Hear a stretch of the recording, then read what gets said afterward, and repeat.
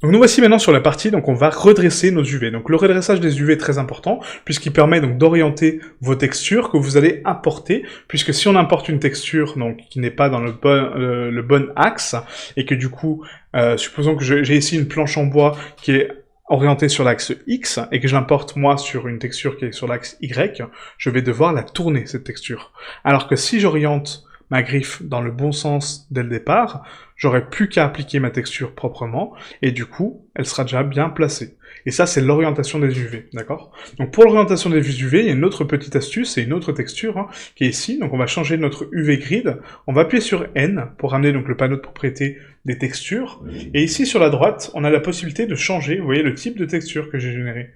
Là, on est sur une grille UV, mais je peux très bien passer sur une grille de couleur. Et là, ça m'affiche une grille de couleur. Et la grille de couleurs va me permettre donc de voir si cette partie-là, bah, du coup, elle est bien orientée en fait par rapport à mon mesh.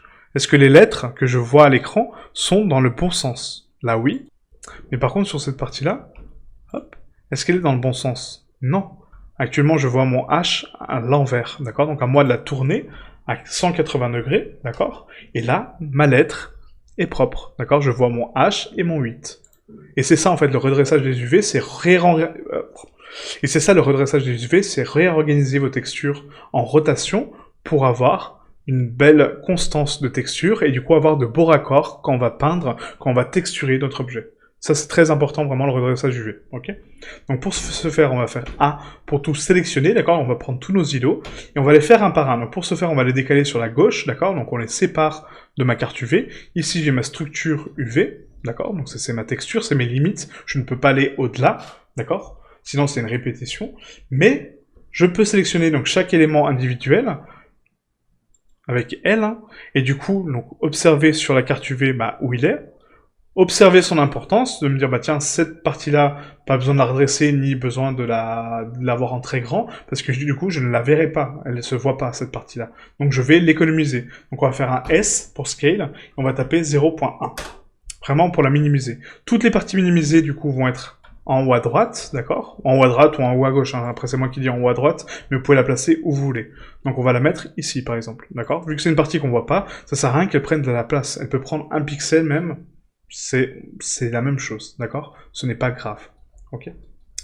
Ensuite on va prendre donc une autre partie, on va analyser donc son importance, donc elle, hop, je le décale sur la carte UV, j'analyse où elle est, d'accord, donc c'est l'arrière de mon rubis. Rappelez-vous qu'on va placer une pierre à ce niveau-là. Donc encore une fois, c'est une partie qu'on ne verra pas, parce qu'il y aura quelque chose par-dessus. Bah, encore une fois, S 0.1, je scale à 0.1, et je décale cette partie-là sur une zone qui ne se voit pas, donc en haut à droite. Définissez vraiment un carré pour vos zones, enfin vos mèches non importants. Enfin, pas vos mèches, mais vos parties, vos îlots non importants. Vous réservez un petit carré en haut à droite, comme ça vous savez où sont vos parties, en haut à gauche, en bas à droite, enfin peu importe, mais dans un coin, d'accord, vraiment isolé. Très important. Comme ça, quand je vais texturer, non seulement ça va pas les impacter eux, et quand je vais les texturer eux, ça ne va pas impacter mes autres objets. Très important. Donc vraiment décaler-les, voilà, sur chacun son cube, à la limite. Voilà, chacun sa case, et du coup, tout le monde est là, ok? Ensuite, on va prendre donc l'autre partie, L, donc là je sais qu'est-ce que c'est déjà ma partie inférieure. S, 0.1, voilà, je la décale sur son carré à elle. Hop. Voilà, comme ceci. Hop. Pas besoin de les centrer, hein. Après là c'est moi qui chipote, mais pas besoin d'être aussi précis. Ensuite, L, pour sélectionner donc, cette partie-là, encore une fois on a une partie interne qui ne sera pas visible, puisque mon manche s'emboîte à ce niveau-là, d'accord? Donc il n'y a pas besoin de la voir, cette partie-là. Donc S 0.1. Hop.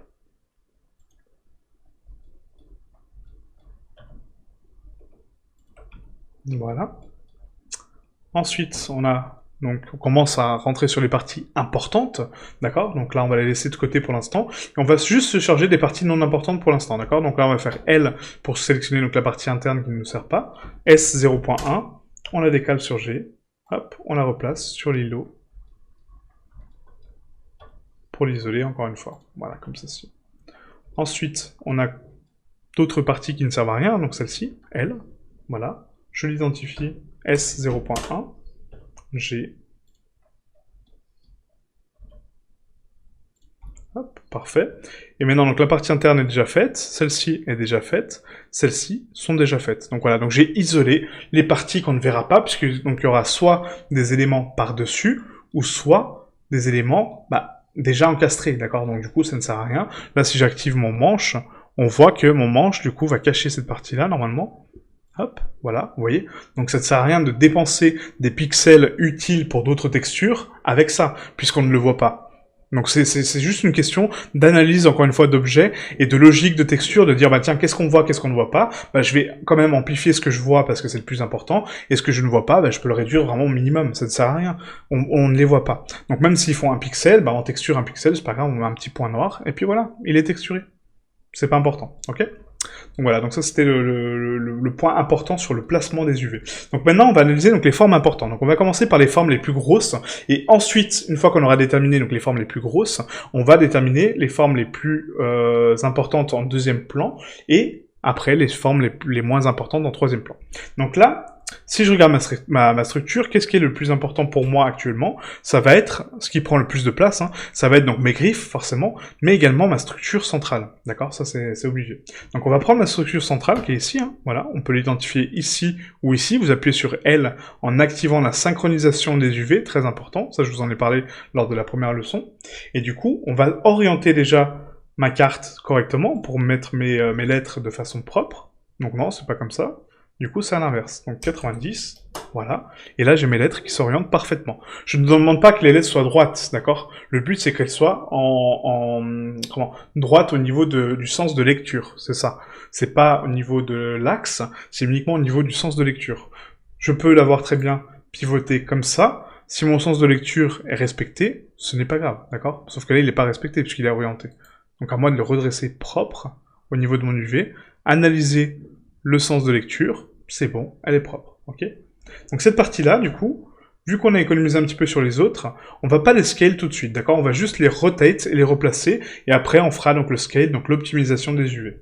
Donc là, L, encore une fois, ça c'est la partie arrière, donc CTRL 1 pour inverser la vue. Je regarde un petit peu, d'accord, donc elle est mal orientée. Hop, je la tourne à 90 degrés sur la droite. Voilà, là c'est parfait, mon sens de lecture est propre. Je viens la placer à côté de l'autre. D'accord? Très important de respecter aussi vos limites d'UV, d'accord? Ne dépassez pas comme ça, mais uniquement restez dans la case d'UV, très important.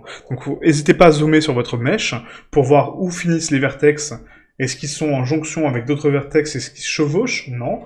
Est-ce que ça dépasse? Non plus. C'est parfait. Mon UV est bien placé. D'accord? Mais il faut pas que ça dépasse comme ça, ou que ce soit comme ça. Voilà. Là, on a une jonction, donc c'est-à-dire que quand je vais peindre cette jonction-là, ça va peindre aussi l'autre logique, puisque je suis en train de peindre sur la même portion de pixels, la même zone. Je peins en A4, si mon mesh va sur A4, je vais peindre aussi mon autre mesh, logique.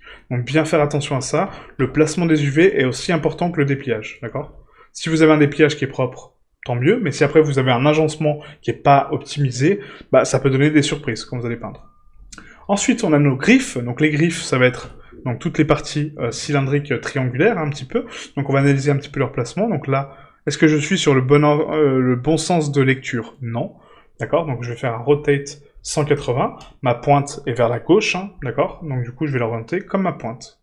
Comme ceci. Voilà. Je replace ma griffe proprement. Je vais la placer, par exemple, ici. Voilà, c'est parfait. On continue avec la deuxième griffe. Hop. Est-ce qu'elle est dans le bon sens? Oui. Par contre, elle est un petit peu désaxée. Donc R, on la rotate, comme ceci. Je vais la placer par là. Toujours faire attention aux limites et aux jonctions. Hein. Ok. On continue. Donc là, c'est de l'autre côté. CTRL 1. Elle est bien orientée, mais du coup, elle est un petit peu désaxée. Donc R, hop. On la tourne, je la place. Voilà, comme ceci. Là, pareil, donc hop, G, R, je la tourne. Il y a juste à analyser les formes en fait que vous avez à l'écran et du coup de dire bah tiens ça c'est ma griffe. Comment elle est constituée? Elle est constituée d'une base assez grosse, donc ça je sais que c'est la base, et de la finesse de la pointe. Voilà. Et c'est comme ça que j'oriente mes UV proprement, dans le bon sens de lecture, et du coup dans le bon sens d'UV surtout. Ensuite on a donc encore une fois une griffe à l'autre côté, voilà. Donc l'appareil est mal orienté, donc je la tourne. Hop, je la décale. Et là, vous essayez vraiment de la placer de façon le plus propre possible. N'hésitez pas à donner de l'espacement s'il y a un petit peu d'air, parce que quand on va peindre justement pour masquer les coutures, il faudra un petit peu d'espacement, d'accord? Donc surtout ne collez pas vos UV comme ça, hein, d'accord? Même si elles se joignent pas, même si elles sont pas superposées, ne les joignez pas comme ça, parce que quand je vais peindre donc la jonction, donc la base de l'âme, du coup on va dépasser un petit peu en termes de coloriage, si vous voulez, hein. C'est comme si vous avez un dessin devant vous, vous avez les limites de votre dessin. Si je dépasse, bah, je dépasse mon coloriage. Donc nous, on va faire ça. On va dépasser un petit peu pour cacher les coutures, d'accord? C'est ça l'astuce. Donc là, pareil, on continue, hein, du coup, avec l'orientation des faces. Donc L. On tourne la forme sur la droite. Et on décale. Maintenant, on va faire donc l'autre griffe ici, hein, donc L. Voilà, j'analyse sur l'objet, encore une fois, où elle est. Ok. C'est ma griffe gauche. R, 90. Je décale. Et j'essaie de l'agencer vraiment au mieux. Vraiment sur, voilà, sur les UV, vraiment de façon propre. Que je puisse l'identifier facilement, en fait. Hein. Quand on va peindre, en fait, on va peindre donc, parfois sur l'objet et parfois sur l'UV, donc parfois sur l'image elle-même. Donc il faut pouvoir identifier ces formes de façon claire et précise, parce que sinon on aura des problèmes pour le texturing, d'accord? Donc là, hop, encore une fois, donc la griffe, je la rotate. Voilà, donc je vous laisse tout le processus, hein, d'accord? Donc il n'y a pas de cut, il n'y a pas de montage accéléré, c'est vraiment tout le processus, il faut que vous puissiez analyser aussi le temps qu'il faut prendre pour avoir donc, quelque chose de propre. Plus vous passez de temps, plus ça sera propre, hein, forcément, pour le dépliage UV, pour votre rotopologie, enfin voilà, il faut prendre le temps de faire des choses, vraiment. Ne stressez pas, ne dites pas non, il faut que je fasse ça en un temps record, non, c'est pas possible. Il faut prendre le temps de faire les choses, d'accord? Donc là, pareil, donc ma griffe est orientée vers le haut, donc je l'oriente vers le haut, hein, normal. Ici, c'est une autre griffe, enfin une autre griffe, c'est même pas des griffes, ça c'est un petit peu des poils hein, que j'ai voulu retranscrire, donc mon poil, on va dire, ma structure de poil. Hop, on va l'orienter comme ceci. Voilà. Et donc là, je les replace manuellement. Pourquoi? Encore une fois, c'est pour l'orientation. Donc on va pas pouvoir augmenter beaucoup la taille, d'accord? Donc là, l'optimisation est quand même assez propre, puisqu'on a besoin de tous les éléments principaux. Et les éléments principaux, bah, c'est les doigts principalement, et la structure métallique qui sera au centre. Mais en tout cas, on a optimisé déjà les cartes qui sont ici. Rien que ça, c'est juste très très bon. Donc là, pareil, hein, on le cale où on peut, hein, d'accord? On essaie d'optimiser où on peut. Là, c'est la jonction donc, de diamant qui est donc derrière, d'accord, donc ici. Donc pareil, faire attention à son orientation. Là, on peut identifier la forme, donc je sais que je dois la tourner comme ceci, pour qu'elle soit droite, d'accord. Là, pareil, hein, on voit que c'est la jonction arrière, CTRL 1, voilà. Là, je vois qu'elle est mal orientée, donc je la tourne, et du coup, je l'oriente proprement. Voilà, comme ceci. Hop. Voilà. Et après, donc le but aussi, c'est d'avoir quelque chose d'assez organisé, d'assez propre. Faites pas en fait des trucs comme ça où en fait vous allez placer une griffe là, après l'autre partie elle va aller là-haut, puis l'autre. Non. Essayez de garder une constance, d'accord? Donc là j'ai ici donc mes cheveux, d'accord, mes poils qui seront là. Après j'aurai donc mes griffes, voilà, qui sont ici, mes 4 griffes, mes parties de devant, mes emplacements pour les rubis. Et là c'est l'espèce de courbe qu'il y a à l'intérieur, d'accord? Donc là encore une fois j'identifie ma forme, je sais qu'elle est orientée comme ça. À 90, hein, du coup, en négatif, voilà. Et je la place, par exemple, de façon centrale, voilà, comme ceci. Comme ça, je me dis, bah tiens, là, c'est vraiment mes encoches. Je peux identifier la forme déjà, oui, mais je peux identifier aussi son emplacement, d'accord? Et le dernier, qu'on va essayer donc de placer proprement, donc ici. Voilà, hop. Donc on va le roter un petit peu.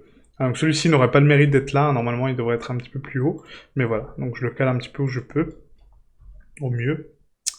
Voilà, comme ceci. Parfait. Donc maintenant, si on analyse un petit peu donc la structure globale, d'accord, donc de mon placement est optimisé. Pourquoi? Parce que j'ai donc des marges qui me permettront donc de cacher mes coutures UV, donc de dépasser un petit peu mon coloriage pour dire bah tiens je cache les bordures, d'accord. Et ensuite, on a un placement optimisé puisque du coup donc tous mes objets ont la même densité à part les parties qu'on ne voit pas, très important, et on a optimisé un petit peu la structure, la place que j'ai sur ma carte UV, voilà, tout simplement. Donc ma carte UV de jonction de lame est terminée. Voilà, donc là vous avez vu donc le dépliage complet d'un objet quand même assez complexe. On a vu donc l'optimisation des UV pour la jonction de lame, et maintenant on va passer donc au dépliage UV de la colonne vertébrale.